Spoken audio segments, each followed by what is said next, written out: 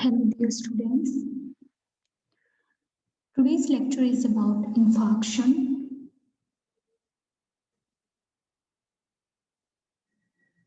At first we will discuss about definition of infarction. तो infarction होता क्या है वो सबसे पहले हम जानेंगे. Death of tissue resulting from a failure of blood supply, commonly due to obstruction of a blood vessel by a blood clot or narrowing of the blood vessel channel. The dead tissue is called an infarct. तो देखो infarction जो term है वो infarct word से आई है और infarct का मतलब होता है dead tissue यानी कि मृत ऊतक. जब किसी भी वजह से हमारी बॉडी के किसी भी पार्ट में ब्लड वेसल्स में ब्लड सप्लाई कम हो जाती है तो वो ब्लड सप्लाई कम होने से बॉडी पार्ट में ऑक्सीजन और दूसरे न्यूट्रिशन नहीं पहुंच पाते हैं जिसकी वजह से टिश्यूज की डेथ हो जाती है.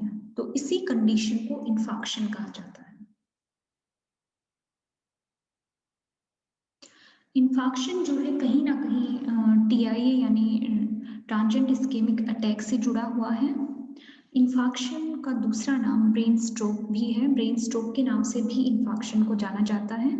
तो जैसा हमने टीआईए में पढ़ा था कि टीआईए यानी ट्रांजिएंट इस्केमिक अटैक को मिनी स्ट्रोक के रूप में जाना जाता है और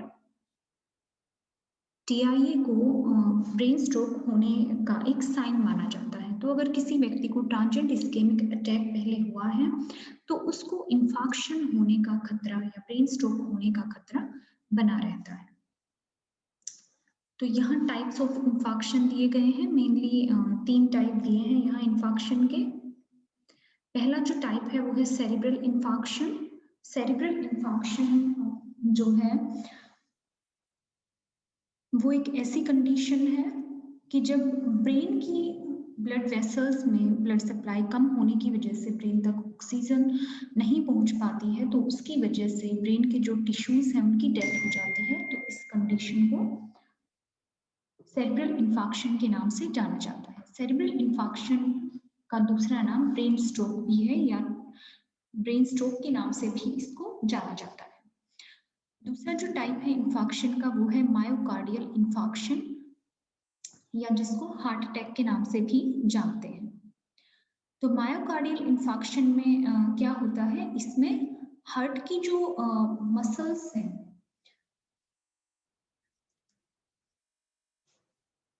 उनमें और जो कोरोनरी आर्टरी है हार्ट की उसमें कोरोनरी आर्टरी में ऑब्स्ट्रक्शन होने की वजह से ब्लड सप्लाई ठीक तरीके से नहीं हो पाती है हार्ट में जिसकी वजह से व्यक्ति को हार्ट अटैक की प्रॉब्लम आ जाती है या उसका हार्ट ठीक से काम नहीं कर पाता है. Myocardial infarction generally coronary thrombosis की वजह से व्यक्ति को हो सकता है. थ्रोम्बोसिस का मतलब होता है कि ब्लड वेसल में ब्लड क्लॉट का बन जाना या फिर फैट या कोलेस्ट्रॉल का क्लॉट बन जाना यानी जो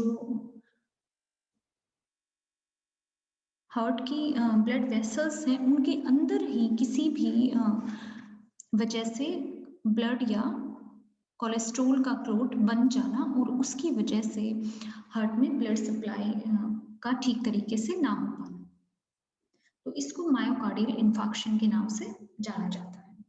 थर्ड है पल्मोनरी इंफाक्शन. तो जब इसी तरीके से ब्रेन और हार्ट की तरह से जब लंग्स की जो ब्लड वेसल्स हैं उनमें ब्लड सप्लाई कम हो जाती है या रुक जाती है किसी भी वजह से तो उसको पल्मोनरी इंफाक्शन बोलते हैं.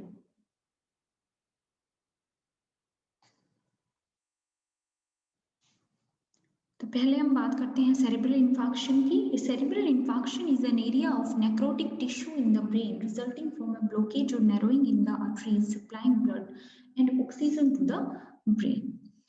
तो सेरिब्रल इंफाक्शन जो है वो ब्रेन में कुछ डेड टिश्यूज का ऐसा एरिया होता है जिसका रीजन होता है ब्रेन में ब्रेन की ब्लड वेसल्स में ब्लड सप्लाई का कम हो जाना और ब्लड सप्लाई कम होने से ब्रेन तक ऑक्सीजन और दूसरे जो न्यूट्रिशन है उनका ना पहुंच पाना, जिसकी वजह से टिश्यूज की डेथ हो जाती है। जो यहाँ नेक्रोटिक टिश्यू वर्ड यूज हुआ है, नेक्रोटिक का मतलब होता है डेड, डेड टिश्यूज मतलब नेक्रोटिक टिश्यू।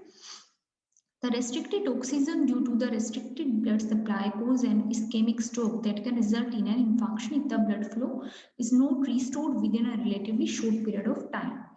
तो अगर ब्रेन में रेस्ट्रिक्टेड ऑक्सीजन रहती है रेस्ट्रिक्टेड ब्लड सप्लाई की वजह से, तो उसकी वजह से इस्केमिक स्ट्रोक हो सकता है व्यक्ति को। और अगर इस्केमिक स्ट्रोक जो है वो ज़्यादा लंबे समय तक चल जाता है और ब्लड फ्लो व्यक्ति के ब्रेन में रिस्टोर नहीं हो पाता है, तो उसकी वजह से व्यक्ति को ब्रेन स्ट्रोक या सेरेब्रल इन्फार्क्शन हो सकता है। The blockage can be due to a thrombus, an embolus, or an atheromatous stenosis or carotid stenosis of one or more arteries. तो जो ब्लॉकेज है ब्रेन में वो थ्रोम्बस की वजह से हो सकती है, एम्बुलस की वजह से हो सकती है और कैरोटिड स्टेनोसिस की वजह से हो सकती है। और ये ब्लॉकेज एक आर्टरी में या एक से ज्यादा आर्टरीज में भी हो सकती है। तो ये हम आगे पढ़ेंगे कि थ्रोम्बस और एम्बुलस क्या होते हैं। विच arteries are problematic will determine which area of the brain are affected or infarcted. तो ब्रेन की जो आर्टरी ब्लॉक होगी उसका इफेक्ट जो है ब्रेन के पर्टिकुलर पार्ट पर ही पड़ेगा। जो आर्टरी ब्रेन के पर्टिकुलर पार्ट से जुड़ी हुई है उसी पार्ट पर, उसी ब्रेन के पार्ट पर इंफार्क्शन का या ब्लॉकेज का असर दिखाई देगा। These varying infarct will produce different symptom and outcome. About 1/3 will prove fatal. तो जो ये डिफरेंस है इन्फार्क्शन का कि ब्रेन के कौन से हिस्से की आर्टरी ब्लॉक हुई है वो इफेक्ट करेगी ब्रेन के किसी पर्टिकुलर हिस्से को, और उसकी वजह से अलग अलग लोगों में अलग अलग तरीके के साइन एंड सिम्टम और आउटकम दिखाई देते हैं। देन आता है टाइप्स ऑफ सेरेब्रल इन्फार्क्शन। यहाँ हम मेनली सेरेब्रल इन्फार्क्शन के बारे में ही पढ़ेंगे। तो सेरेब्रल इन्फार्क्शन के टाइप्स की आगे बात करते हैं। फर्स्ट है arteriosclerotic cerebral infarction.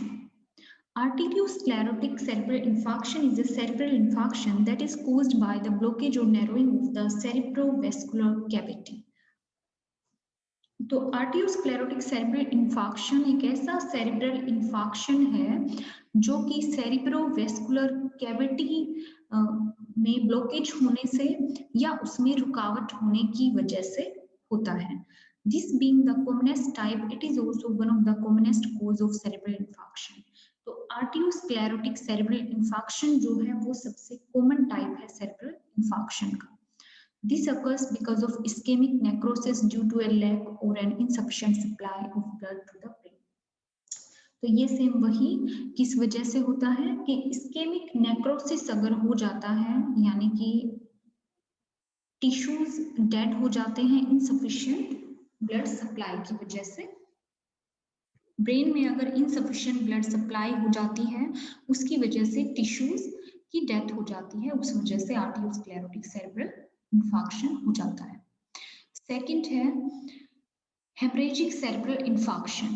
Hemorrhagic cerebral infarction too is one of the common type of cerebral infarction which occur when thrombosis or embolism occurs to a major cerebral artery or a major branch.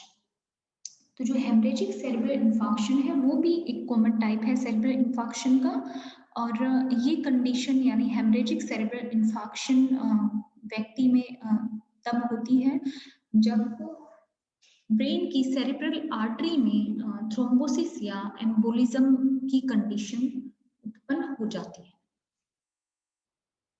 Here blood leaks out of the cerebral artery and enters the cerebral tissues. तो इसमें क्या होता है, अगर cerebral artery में thrombosis या embolism की वजह से ब्लॉकेज हो जाती है तो ब्लॉकेज होने से क्या होता है, ब्लड प्रेशर बढ़ जाता है। ब्लड प्रेशर बढ़ने से सेरेब्रल आर्टरी से ब्लड लीक होना स्टार्ट हो जाता है, यानी सेरेब्रल आर्टरी जो है वो फट सकती है या डैमेज हो सकती है ब्लड प्रेशर के बढ़ने से। और आर्टरी के डैमेज होने से या फटने से ब्रेन में ब्लड लीक होना स्टार्ट हो जाता है, और वो ब्लड जो है वो आर्टरी से निकलकर सेरेब्रल टिश्यूज में यानी ब्रेन के ऊतकों में पहुंच जाता है। Cerebral tissues suffer diffuse ischemia, anoxia, and weakened vessel as well as valve the blood capillary. तो जो सेरेब्रल टिश्यूज में ब्लड पहुंच जाता है तो वो जो है कुछ एक कंडीशन ब्रेन में पैदा कर देता है, जो कि एक कंडीशन दी हुई है इसमें इस्केमिया, यानी कि अगर ब्लड फ्लो जो है वो ब्लड वेसल्स से निकलकर आर्टरी से बाहर ब्लड बहने लग जाएगा और सेरेब्रल टिश्यूज में पहुंच जाएगा, तो ब्रेन के पार्ट्स में ब्लड नहीं पहुंच पाएगा, तो उसकी वजह से इस्केमिया हो सकता है, एनोक्सिया हो सकता है, यानी ऑक्सीजन नहीं पहुंच पाएगी। अगर ब्लड डिफरेंट पार्ट्स में नहीं पहुंच पाएगा तो ब्रेन के पार्ट्स में ऑक्सीजन भी नहीं पहुंच पाएगा, और इसके अलावा जो ब्लड वेसल्स है वो वीक हो सकती है। तो ये सारी कंडीशन जो है वो ब्लड वेसल्स में से लीक होकर सेरेब्रल टिश्यूज में पहुंचने की वजह से हो सकती है। तो सीधी सी भाषा में हम ये कह सकते हैं कि अगर ब्रेन की ब्लड वेसल्स में ब्लॉकेज होने से ब्लड प्रेशर बढ़ जाता है, और ब्लड प्रेशर के बढ़ने से ब्लॉकेज होने से ब्लड वेसल डैमेज हो जाती हैं या फट जाती हैं, और ब्लड जो है वो टिश्यूज में फ्लो करने लग जाता है, और उसकी वजह से जो ब्रेन के टिश्यूज हैं उनकी डेथ हो जाती है। ब्रेन के अदर पार्ट्स में ऑक्सीजन नहीं पहुंच पाती है तो दूसरे पार्ट भी इफेक्ट होते हैं, और ब्लड वेसल्स भी जहां से भी डैमेज हुई है वहां से वीक हो जाती है।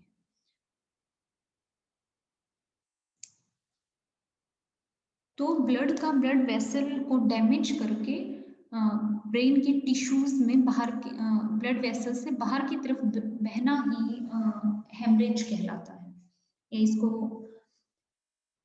ब्रेन हेमरेज की कंडीशन भी बोल सकते हैं। Blood tends to enter the paralyzed or the damaged blood vessel by the anastomosis branch, and it is then when the bleeding gets intensified. There is a greater chance of the arterial vessel reopening after the cerebral infarction. तो यहाँ पर क्या होता है कि जो blood cerebral tissues में पहुंच जाता है ब्लड वेसल्स से निकलकर, वो टिश्यूज में जमा होना स्टार्ट हो जाता है। तो उसकी वजह से जहां जहां टिश्यूज में वो जमा होना स्टार्ट हो जाएगा, तो वो पर्टिकुलर ब्रेन के पार्ट की ब्लड वेसल को डैमेज करेगा। इसके साथ साथ डिफरेंट ब्रेन के पार्ट्स के ऊपर भी नेगेटिव इफेक्ट डालेगा, और ब्लड के जमने से धीरे धीरे वो ब्लड जब जमने लग जाता है तो ब्लीडिंग कई बार अपने आप भी रुक जाती है, और अगर नहीं रुकती है तो फिर इसकी सर्जरी करनी पड़ती है। नेक्स्ट है lacunar cerebral infarction. This type of cerebral infarction refers to old और the new infarction present deep within the brain. तो लेकुनर सेरेब्रल इंफार्क्शन जो है ब्रेन में पहले से ही मौजूद पुराने और नए इंफार्क्शन होते हैं। When lacunar cerebral infarction occurs, there is a formation of lacunas or the hole. जब भी lacunar cerebral infarction किसी व्यक्ति को होता है तो व्यक्ति की ब्लड वेसल्स में होल्स बन जाते हैं, और इन होल्स को ही lacuna कहा जाता है। Depending on the blood vessels which are infarcted, there may be symptoms like dizziness, numbness, headache, clumsiness, and aphasia.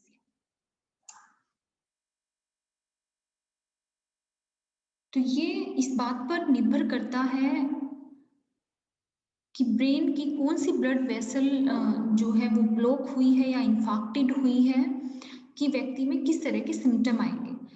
तो सिम्टम में ज़्यादातर जो है वो डिज़ीनेस दिख सकती है, सुन्नपन दिख सकता है, हेडेक दिख सकता है, क्लमज़ीनेस दिख सकती है और बातचीत करने में व्यक्ति को परेशानी हो सकती है।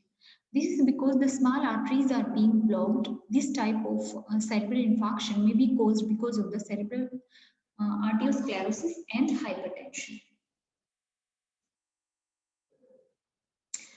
तो लेकुनर सेरेब्रल इन्फार्क्शन ज़्यादातर जो है स्मॉल आर्टरीज के ब्लॉक होने की वजह से होता है और ज़्यादातर कारण जो है लेकुनर सेरेब्रल इन्फार्क्शन का वो या तो आर्टीरियोस्क्लेरोसिस होता है, यानी कि ब्रेन की आर्टरीज में जो है फैट के क्लोट्स बन जाना ब्लड वेसल्स में, या फिर हाइपरटेंशन होना यानी बीपी का बढ़ जाना। नेक्स्ट हम बात करते हैं sign and symptom of infarction. तो साइन एंड सिम्टम में पहला सिम्टम है difficulty with speech. During an attack, you may have slurred speech when speaking or have a difficulty time understanding a discussion you are involved in. व्यक्ति को बोलने में परेशानी हो सकती है। जिस व्यक्ति को अटैक पड़ा है या ब्रेन स्ट्रोक हुआ है या इन्फार्क्शन हुआ है, उस व्यक्ति को बोलने में परेशानी होती है। व्यक्ति जो है वो क्लियर स्पीच नहीं शो कर पाता है और इसके अलावा व्यक्ति को टाइम को समझने में भी डिफिकल्टी होती है। व्यक्ति को दूसरे व्यक्ति की बात समझने में भी परेशानी हो सकती है। पैरालिसिस एंड नमनेस, तो व्यक्ति को पैरालिसिस या लकवा हो सकता है या सुन्नपन महसूस हो सकता है शरीर में। ज़्यादातर फेस, आर्म और लेग में व्यक्ति को पैरालिसिस या नमनेस महसूस हो सकती है। It is usually localised on one side of the body, also causing one side of the mouth to drop। तो ये ज़्यादातर जो है वो शरीर के एक तरफ के हिस्से में ही महसूस होता है, यानी एक तरफ का फेस, एक तरफ की आर्म या एक साइड की लेग में पैरालिसिस हो सकता है या उसको सुन्नपन लग सकता है। इसके अलावा व्यक्ति का मुंह भी टेढ़ा हो सकता है, यानी एक तरफ से उसका फेस जो है वो टेढ़ा हो जाए या एकदम लटकने जैसा फील हो सकता है। You can test this by raising your arm over your head to see if one arm falls slightly। तो इसका टेस्ट जो है वो इस तरीके से कर सकते हो आप कि जिस व्यक्ति को ब्रेन स्ट्रोक या इन्फार्क्शन हुआ है उसका हाथ सिर के ऊपर से खड़ा करके आप छोड़ दें, और अगर उसका वो कंट्रोल नहीं कर पाता है अपने हाथ पे, उसका हाथ एकदम से वापस गिरता है, इसका मतलब पैरालिसिस हो गया है व्यक्ति। तो ज्यादातर जो साइन एंड सिम्टम है इन्फार्क्शन के वो TIA वाले ही हैं, सेम वही साइन एंड सिम्टम है। थर्ड है विजन प्रॉब्लम, व्यक्ति को देखने में परेशानी, एक या दोनों आंखों से देखने में परेशानी हो सकती है, धुंधला दिखाई दे सकता है। इसके अलावा डबल विजन भी व्यक्ति में हो सकता है।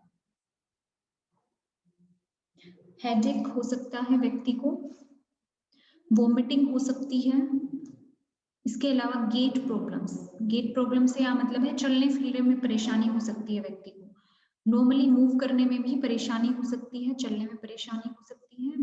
कोऑर्डिनेशन व्यक्ति का गड़बड़ा जाता है, उसको बैलेंस मेंटेन करने में परेशानी होती है। Problem in swallowing,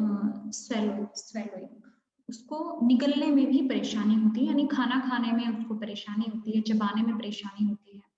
difficulty in talking, उसको बोलने में परेशानी होती है। फेस की मसल्स को मूव करने में परेशानी होती है।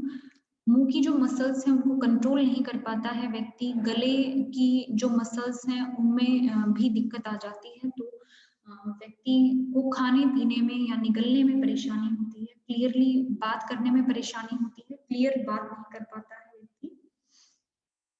भाषा में व्यक्ति को प्रॉब्लम आ सकती है। इसके अलावा बोलने के साथ साथ दूसरे व्यक्ति की बोली गई बातों को समझने में भी परेशानी आ सकती है, पढ़ने में और लिखने में भी दिक्कत हो सकती है। मेमोरी लॉस और थिंकिंग डिफिकल्टीज, व्यक्ति में मेमोरी लॉस हो सकता है, वो भूल सकता है चीजों को। इसके अलावा उसको सोचने में भी परेशानी हो सकती है, रीजनिंग करने में यानी तर्क लगाने में दिक्कत हो सकती है। जजमेंट लेने में, डिसीजन लेने में परेशानी हो सकती है और अलग अलग कंसेप्ट्स को समझने में भी व्यक्ति को परेशानी हो सकती है। नेक्स्ट है साइन एंड सिम्टम में इमोशनल प्रॉब्लम। व्यक्ति का अपने इमोशन के ऊपर कंट्रोल नहीं रहता है, इमोशनल प्रॉब्लम फेस करता है और कई बार डिप्रेशन भी डेवलप हो जाता है व्यक्ति में। नेक्स्ट है पेन।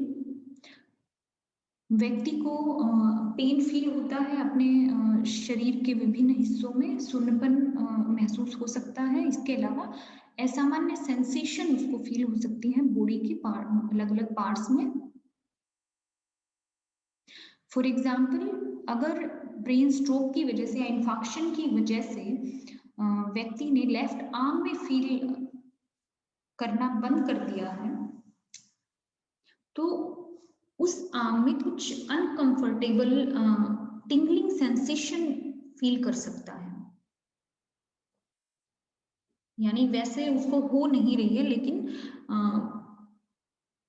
उसको हेलुसिनेशन हो सकती है ऐसी कि किसी तरह की सेंसेशन, कोई उसके हाथ पे कुछ चल रहा है या इस तरह की चीजें उसको फील हो सकती हैं जो रियल में नहीं है। Changes in behaviour and self care ability. व्यक्ति के बिहेवियर में काफी ज्यादा चेंजेस आ जाते हैं। सोशली विड्रॉन हो जाता है पर्सन। सेल्फ केयर एबिलिटी में भी कमी आ जाती है, व्यक्ति अपना ध्यान ठीक से नहीं रख पाता है, अपने दिन प्रतिदिन के काम को ठीक से नहीं कर पाता है।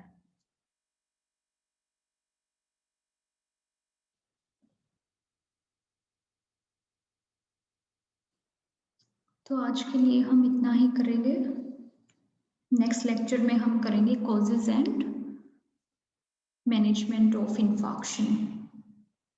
तो मेनली आपको ये ध्यान रखना है कि इन्फेक्शन के sign and symptom, causes and management सब कुछ ट्रांजिएंट इस्केमिक अटैक जैसा ही है। डिफरेंस सिर्फ ये है कि टीआईई या ट्रांजिएंट इस्केमिक अटैक जो है वो बहुत ही शॉर्ट ड्यूरेशन के लिए होता है। उसमें जो डैमेज होता है ब्रेन में वो परमानेंट नहीं होता है, जबकि इन्फेक्शन या ब्रेन स्ट्रोक में जो डैमेज होता है वो परमानेंट होता है। और इसके अलावा जो इन्फेक्शन है वो भी कुछ घंटे के लिए ना होकर डैमेज भी परमानेंट होता है।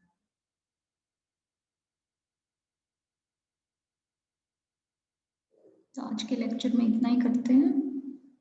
Thank you.